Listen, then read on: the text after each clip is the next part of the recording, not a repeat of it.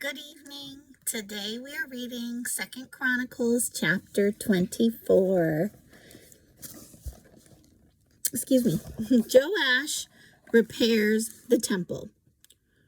Joash was 7 years old when he became king. How about that? And he reigned in Jerusalem 40 years. He sounded like he picked it up and got right to business. Or was able to take care of business. His mother was Zibiah from Beersheba.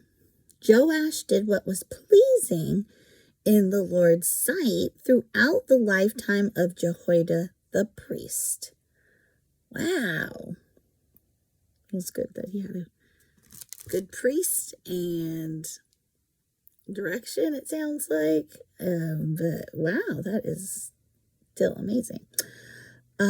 Jehoiada chose 2 wives for Joash. And he had sons and daughters. Let's get into this.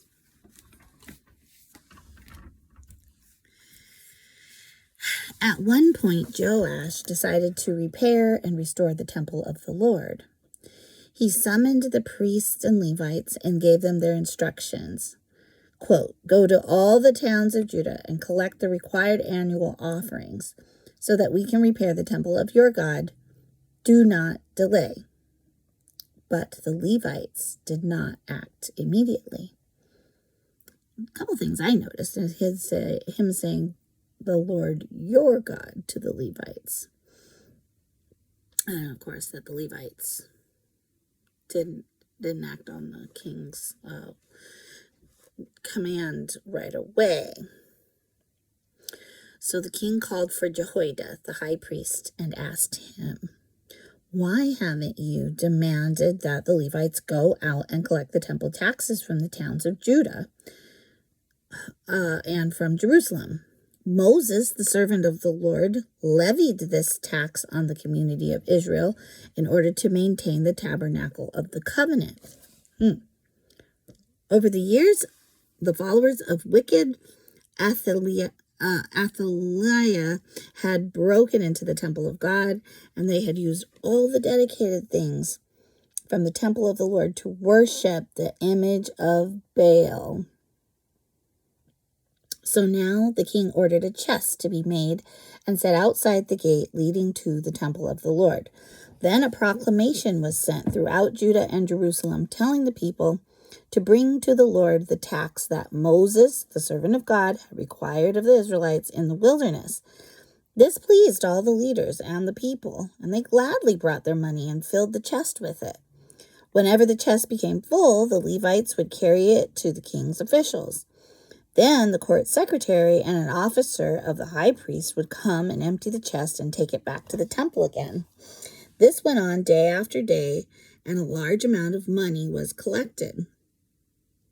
The king and Jehoiada gave the money to the construction supervisors, who hired masons and carpenters to restore the temple of the Lord. They also hired metal workers who made articles of iron and bronze for the Lord's temple. The men in charge of the renovation worked hard and made steady progress. They restored the temple of God according to its original design and strengthened it. When all the repairs were finished, they brought the remaining money to the king and Jehoiada. It was used, to make various articles for the temple of the Lord. Articles for worship services and for burnt offerings, including ladles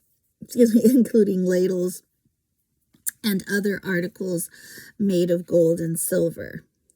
And the burnt offerings were sacrificed continually in the temple of the Lord during the lifetime of Jehoiada the priest. Jehoiada lived to a very old age, finally dying at 130. He was buried among the kings in the city of David because he had done so much good in Judah for God and his temple. Subtitle: Jehoiada's Reforms Reversed. But after Jehoiada's death, the leaders of Judah came and bowed before King Joash and persuaded him to listen to their advice. They decided to abandon the temple of the Lord, the God of their ancestors, and they worshipped Asherah and their Asherah poles, and idols instead. Because of this sin, divine anger fell on Judah and Jerusalem. Yet the Lord sent prophets to bring them back to him. The prophets warned them, but still the people would not listen. Then the Spirit of God came upon Zechariah, son of Jehoiada the priest. He stood before the people and said, "This is what God says. Why do you disobey the Lord's commands and keep yourselves from prospering? You have abandoned the Lord, and now he has abandoned you." Then the leaders plotted to kill Zechariah, and King Joash ordered that they stone him to death in the courtyard of the Lord's temple.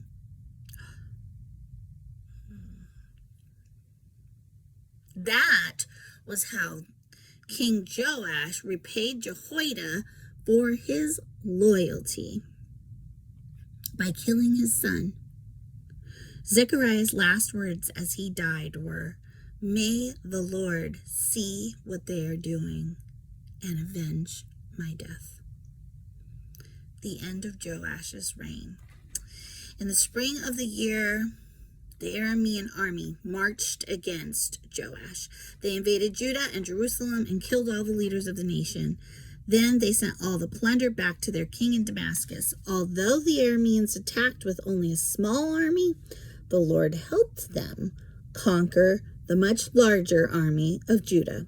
The people of Judah had abandoned the Lord, the God of their ancestors, so judgment was carried out against Joash. The Arameans withdrew, leaving Joash severely wounded, but his own officials plotted to kill him for murdering the son of Jehoiada, the priest. They assassinated him as he lay in bed. Then he was buried in the city of David, but not in the royal cemetery. The assassins were Josacar and Jehozabad, the son of a Moabite woman named Shomer. The account of the sons of Joash, the prophecies about him, and the record of his restoration of the temple of God are written in the commentary on the book of the Kings. His son Amaziah became the next king. So it started out with Joash was 7 years old when he began to reign, when he became king for 40 years. But then there was judgment carried out, right, against Joash. I mean, I want to make sure I have this straight, because Joash was the one who was pleasing in God's sight, right? During the lifetime of the priest, Jehoiada, yeah. Okay, but after Jehoiada's death, the leaders of Judah came and bowed before King Joash and persuaded him to listen to their advice.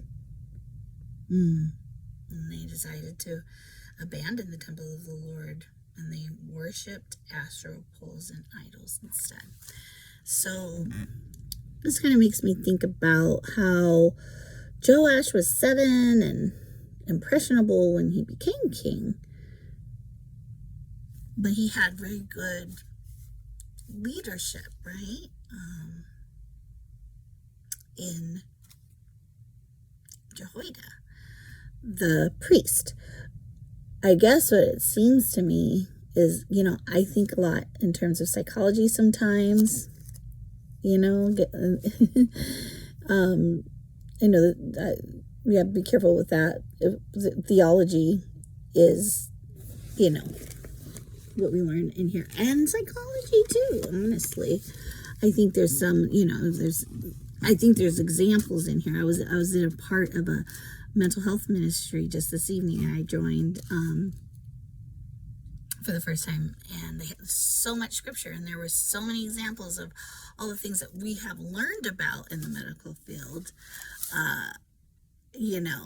but we didn't see them that way necessarily from the scripture before, right? So I know when I'm reading this account, I feel like Joash kind of had set a dynamic where he was like, I follow the leader kind of thing, or who I'm told to, maybe, and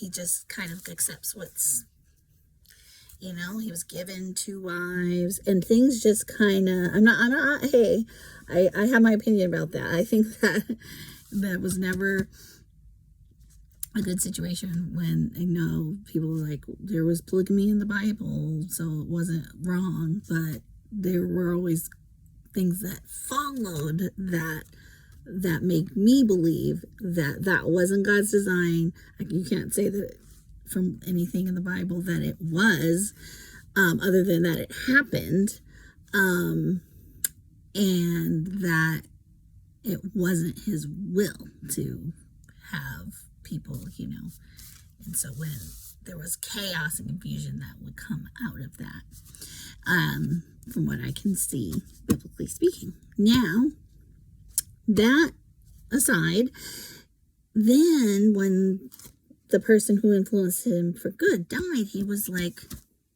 led astray. I mean, right? Yeah. They were able to convince him, persuade him. And by now, I mean, he was probably, I'm not sure how many years down the line that was that Jehoiada died, but he could have been a lot older, but still just kind of caught in those patterns. So it's something to pause and think about. I think that we all can think about certain patterns that we have carried into our adulthood, and we want to make sure that we're following God and we're pleasing him, because obviously God knows our hearts, so I'm not saying that if God is pleased, it says he did what was pleasing in the Lord's sight throughout the lifetime of Jehoiada, the things that were pleasing to God. It didn't say exactly that God was pleased with Joash, I realized at this point, when I read it a little more carefully.